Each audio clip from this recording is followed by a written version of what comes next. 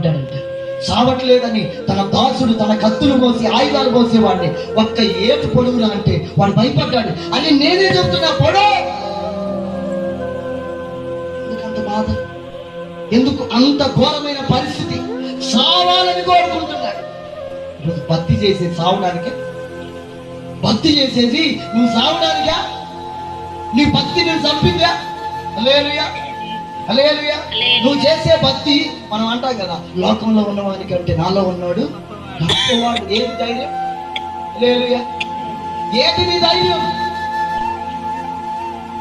ఎక్కడ కనపడింది నీ ధైర్యం? నీ ఇంట్లో ఉంటుంది కొంత ధైర్యం. హల్లెలూయా. ఎక్కడైనా నువ్వు చూపించాలి నీ ధైర్యం. దేవునికి స్తోత్రం. హల్లెలూయా. నేను పోయి అండమాన్ నికోబార్లో పడేస్తాడు దేవుడు. అప్పుడు ఏం చేస్తావు? ఎక్కడంటే అటు చూసినా తమ్ముళ్ళే, ఇటు చూసినా అన్నయ్యలే, అటు